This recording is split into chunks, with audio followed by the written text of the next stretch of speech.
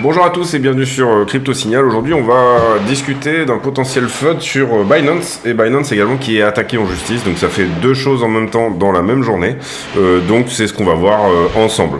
On passe tout de suite en partage d'écran. Ça va être une vidéo assez courte parce que je suis un petit peu malade, donc du coup je vais faire vite. Globalement, on est ici, vous le voyez, revenu tester un support sur l'action de prix cette nuit. On a eu une petite chute. On est venu tester ici le support, tout simplement, on va dire de base de cette montée-là. Et également un support horizontal ici. Grosso modo, qu'est-ce que ça pourrait nous dire en termes d'action de prix? Bon, ça veut dire un range, tout simplement. Il n'y a pas, pour le moment, à essayer de réellement savoir où ça va casser. Personnellement, je serais plutôt pour un range de continuation, pour le moment. C'est-à-dire qu'on casserait plutôt par le haut. C'est mon avis personnel. Mais on peut tout à fait ici venir chercher des cassures plutôt en bas pour venir chercher cette boîte de liquidité-là. Globalement, quand on fait cette figure hier, on valide également le fait qu'on a sorti une partie des vendeurs. Donc ça peut être quelque chose qui peut éventuellement nous aider à envoyer du bois vers le haut. Le problème étant par ailleurs que,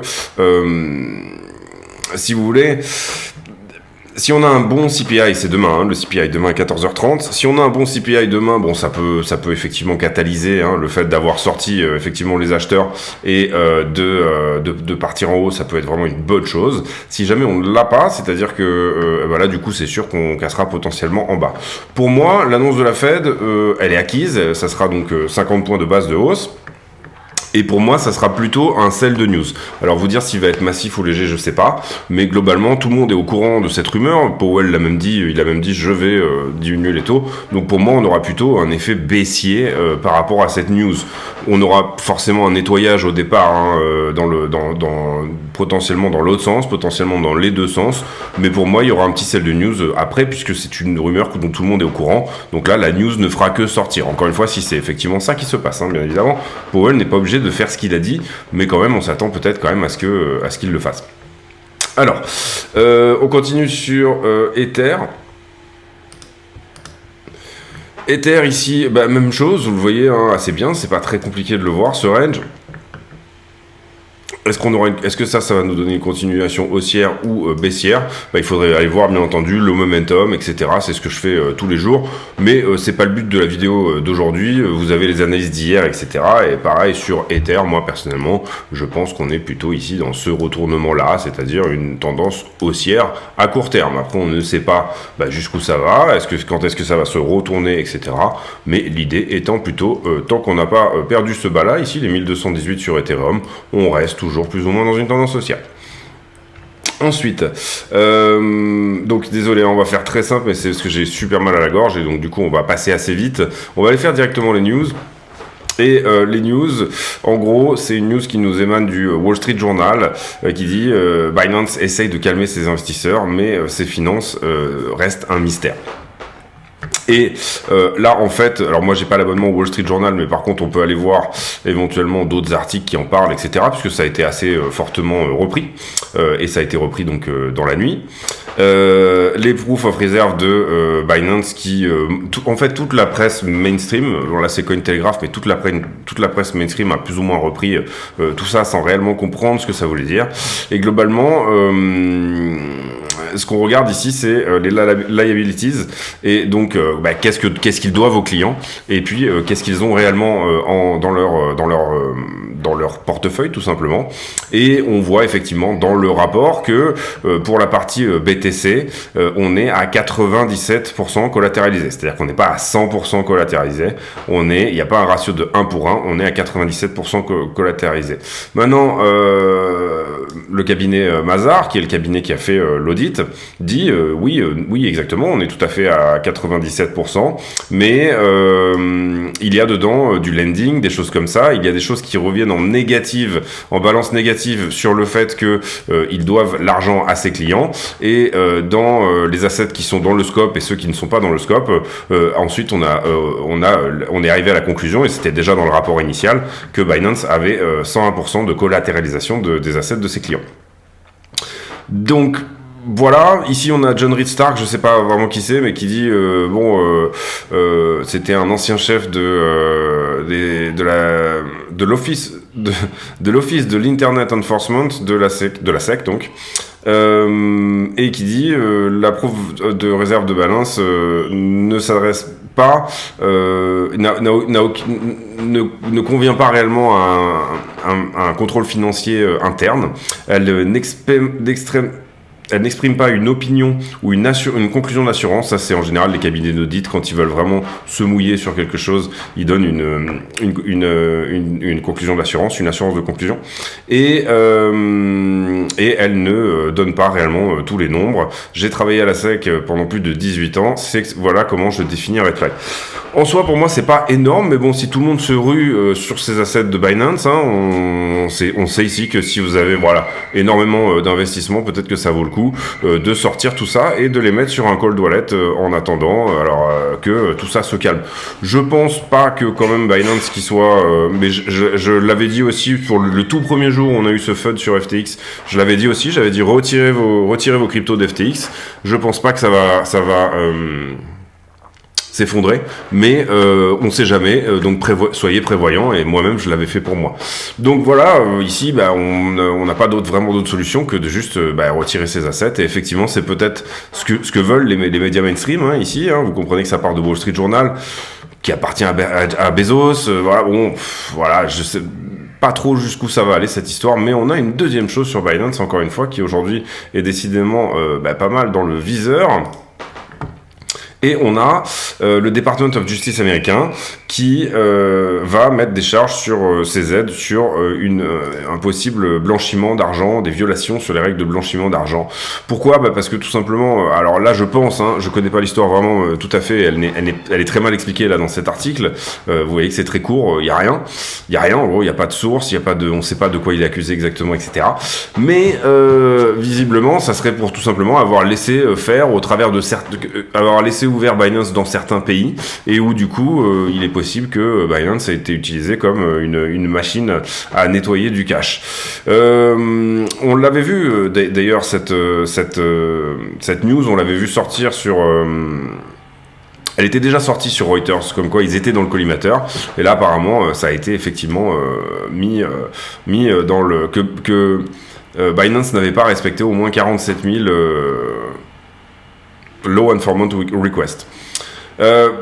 Donc voilà, écoutez, du coup, double attaque sur Binance, principalement de département de la justice américain et ainsi que de le Wall Street Journal sur les assets. On se demande parce que en fait théoriquement, excusez-moi, c'est un peu dur de faire la vidéo là parce que du coup j'ai vraiment du mal avec ma voix. Mais théoriquement, peut-être que SBF va demain témoigner devant le Congrès. Visiblement, il va le faire. Il a dit qu'il allait le faire. Ça y est, c'est sûr. Maintenant, il nous a dit hier. Il nous a dit j'ai pas les datas, je sais pas trop. Ce qu'ils vont me demander, j'aurais peut-être pas forcément. Donc, il va probablement juste rien dire. Il va dire je sais pas, j'ai pas les datas, je peux pas vous répondre à ça. Mais au moins, il y sera allé. Donc, du coup, ça évite d'avoir réellement des problèmes. Vous savez que mentir devant le Congrès est très très grave aux États-Unis. Et ici, on nous parle de ses parents sur le Wall Street Journal, qui sont professeurs à Stanford et qui sont restés aux Bahamas pendant que leur fils, la firme de leur fils était en train de collapser. Qu'est-ce qu'on s'en branle ? Je veux dire, mais qu'est-ce qu'on s'en fout ? Et je suis désolé, mais comme la façon dont les médias mainstream dont est présenté SBF, elle est consternante. Foutez ce mec en tôle, dites que c'est un escroc, et j'espère que demain, il y aura au moins, devant le Congrès, au moins l'honnêteté de le clasher, quoi, de le clasher méchamment. En général, c'est ce que fait le Congrès. Assez souvent, c'est quand même ça qui se passe, mais j'espère sincèrement que ça sera ce qui se passe. Donc attention sur Binance, possible bank run sur Binance. Pour le moment, on ne sait pas jusqu'où ça peut aller, mais néanmoins faites gaffe quand même. Si vous avez vraiment énormément de sous, je vous conseille de retirer tout ou partie. Et puis, voilà, sur le Market Watch, rien non plus. On va aller faire les liquidations maintenant. Qu'est-ce qu'on a liquidé hier ? On a liquidé 66 millions, donc déjà un peu plus que les jours précédents. 13 millions sur Ethereum et 9 millions sur Bitcoin. En termes de... donc on va faire BTC en premier.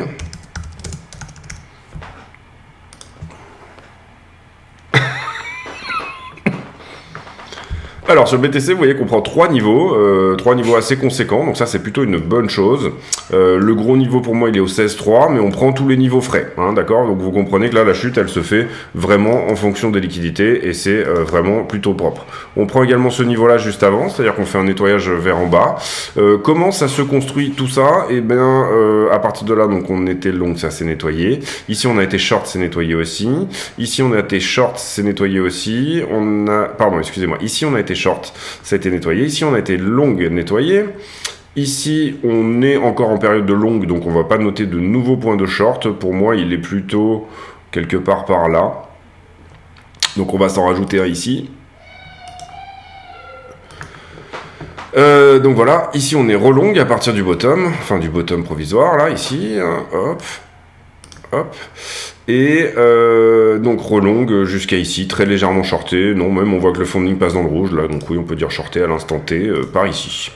Voilà pour les niveaux. Ça, c'est ce qu'on a rajouté sur BTC pour le moment. Un niveau 16,8 et deux niveaux au 17 000 et 17 120. On a sauvé, on va faire maintenant Ethereum.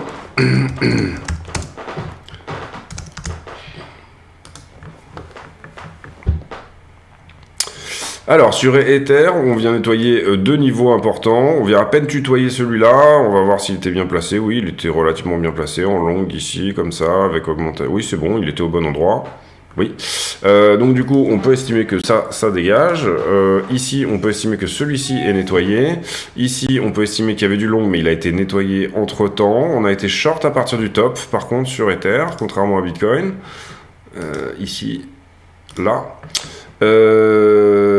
Et puis ensuite on a surtout du deleveraging, hein. Vous voyez à quel point ici l'open interest descend, mais on a quand même un assez conséquent niveau de short, même si c'est pas incroyable, et on a été relong à partir de juste après le bottom, c'est-à-dire quelque part par là, les 1240 sur Ether. Donc 1240 sur Ether, deux bornes, les 1285 et les 1240. Vous comprenez que si on dézoome un petit peu, eh bien, il y a de la liquidation partout. Sur Ether, il y a un gros trou. C'est-à-dire que on a assez peu de choses dans cette zone-là, en tout cas de ce que moi j'ai identifié, tout simplement parce que c'est la zone qu'on a traversée très fortement. Donc il y a quand même une imbalance ici qui serait potentiellement à réparer, mais en termes de stop loss de liquidation à prendre, on n'a pas grand-chose. On a juste des prix de liquidation effectifs qui sont éventuellement garés au-dessus des 1300, puisque pour Ether, la borne haute du range est à 1300. Est-ce qu'on regarde les poches de liquidité? Oui, rapidement. Vous voyez qu'on a reset ici, c'est-à-dire qu'on est passé désormais sur Bitcoin exactement autant de long que de short sur les 5 derniers jours. Ici sur Ether. Même chose, un peu plus de shorter, donc vous voyez, grosse position qui s'ouvre ici. Personnellement, je pense que celle-ci a dû fermer depuis le temps, elle a dû TP, hein. On était là à 1282 pour 1240, pas forcément. Donc voilà, 1312, encore une fois pour moi, voilà, 1300 étant la target haute sur Ether, péter les 1300 étant un peu le but du prix, et sur Bitcoin, voilà, autour des 18 000, quelque chose comme ça, peut-être un petit peu avant. On va maintenant sur les heatmaps et on voit effectivement que sur Bitcoin, on a ici un niveau à prendre autour des 17,6, légèrement sous les 18 et en bas 16 300 sur BTC. Donc c'est toujours là, on a mis la balle au centre. Vous voyez qu'on avait forci sur les positions fraîches un petit peu dans le vert ici, là, j'espère que vous arrivez à voir là, et on est venu les chercher hier soir. Est-ce qu'on va désormais forcir pour venir chercher ce qui s'est passé en haut, tout ce qui a été monté? On peut regarder la 12 heures éventuellement pour regarder si ça nous parle de ce côté-là. Est-ce qu'il y a eu, on sait qu'il y a eu plus de short, hein, puisqu'on a regardé le delta effectivement et on a été un peu plus shorté dans les 12 dernières heures. Si on devait dipper, on a toujours 16,8 en ligne de mire comme point à prendre, et si on devait partir en haut, on a toujours les 17,3 pour le moment comme zone de densité. Voilà, c'est tout pour moi aujourd'hui. J'espère que la vidéo vous a plu. Si c'est le cas, abonnez-vous, activez la cloche des notifications et venez nous rejoindre sur le Discord dont le lien est en description de la vidéo. Comme je vous le disais, petite conclusion quand même, parce que j'aime bien conclure et faire quand même plus ou moins un pronostic avec plus ou moins une idée. Pour moi, donc je le disais en début de vidéo, mais pour moi on va péter ce range en haut, on va venir prendre la liquidité qui se trouve au-dessus là. Concrètement en fait on pourrait donner vie même à cette espèce de bear flag que vous voyez là.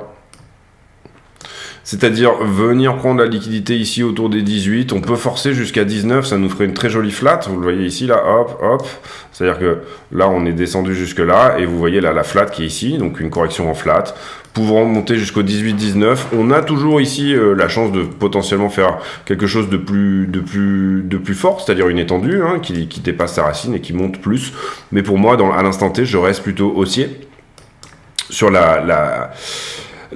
bien sûr la structure à court moyen terme, c'est-à-dire horizon 1 mois, on va dire, voilà.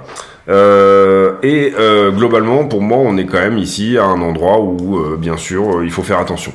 Globalement, pour moi, attention aussi également à tout ce qui peut être autour de le FOMC dans 2 jours, parce que pour le coup, c'est une bonne news, mais qui est attendue, depuis longtemps, hein, tout le monde est au courant que c'est ce qui va nous donner. Donc, théoriquement, c'est déjà dans les prix de tout ça, pour moi, voilà. Par contre, un très très bon CPI demain peut éventuellement, par contre, donner une espèce de FOMO de malade, qui nous permettent vraiment ici que, en fait, finalement, le sell de news du CPI soit mineur avant de repartir plus fort.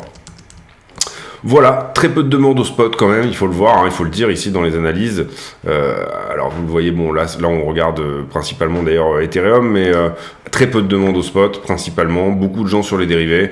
Donc attention à ça aussi, c'est le type de moment où on va de liquidation en liquidation, de liquidité en liquidité, et c'est vraiment ce qu'on peut voir sur le prix ici avec ce range. Donc il est tout à fait possible aussi, et vous voyez ce range qu'il a déjà pété en bas en premier. Moi je m'attendais à ce qu'il pète éventuellement ici sur cet appel là, c'est-à-dire qu'ici il rentre dans la zone de liquidité, et bien pas du tout, on est venu prendre ce qui s'est passé avant. Pour le moment, on rebondit sur le bas du range, on peut tout à fait le perdre et partir en bas, mais pour moi, on a quand même un petit tour à faire dans cette zone, et encore une fois, peut-être même légèrement au-dessus. Voilà, c'est tout pour moi aujourd'hui, je vous souhaite à tous une très très bonne soirée. Désolé pour la vidéo un peu poussive, mais c'était pas facile aujourd'hui, ça ira mieux demain, et voilà, je vous souhaite à tous une très très bonne journée, je vous laisse là-dessus parce que je vais éternuer, et on se retrouve demain pour une nouvelle vidéo sur le Bitcoin.